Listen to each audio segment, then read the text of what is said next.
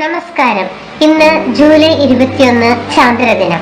മനുഷ്യൻ ആദ്യമായി ചന്ദ്രനിൽ കാലുകുത്തിയതിന്റെ ഓർമ്മ പുതുക്കാനാണ് ഈ ദിനം നമ്മൾ ആഘോഷിക്കുന്നത്.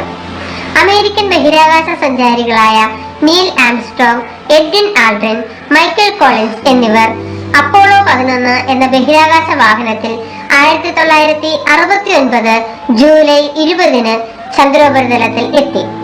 ജൂലൈ 21 ചന്ദ്രനിൽ കാലുകുത്തിയ ആദ്യത്തെ മനുഷ്യൻ എന്ന ഖ്യാതി നീൽ ആംസ്ട്രോങ് കരസ്ഥമാക്കി. തുടർന്ന് എഡ്വിൻ ആൽഡ്രിനും ചന്ദ്രോപരിതലത്തിൽ ഇറങ്ങി.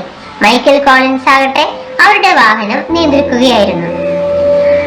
ഇത് മനുഷ്യന്റെ ഒരു ചെറിയ കാൽവയ്പ്, മാനവരാശിക്കോ ഒരു വലിയ കുതിച്ചുചാട്ടവും എന്ന് ആംസ്ട്രോങ്ങിനാൽ വിശേഷിപ്പിക്കപ്പെട്ട ഈ സംഭവം മനുഷ്യ ചരിത്രത്തിന്റെ ഒരു നാഴികക്കല്ലായി മാറി. ജ്യോതിശാസ്ത്ര പഠനം, ബഹിരാകാശ ഗവേഷണങ്ങളുടെ പ്രാധാന്യം, മനുഷ്യന്റെ ആദ്യ ചന്ദ്രയാത്രയുടെ പ്രസക്തി എന്നിവയെക്കുറിച്ചുള്ള അവബോധം ജനങ്ങൾക്കിടയിലും വിദ്യാർത്ഥികൾക്കിടയിലും സൃഷ്ടിക്കാൻ ഈ ദിനാഘോഷം നമ്മളെ സഹായിക്കും.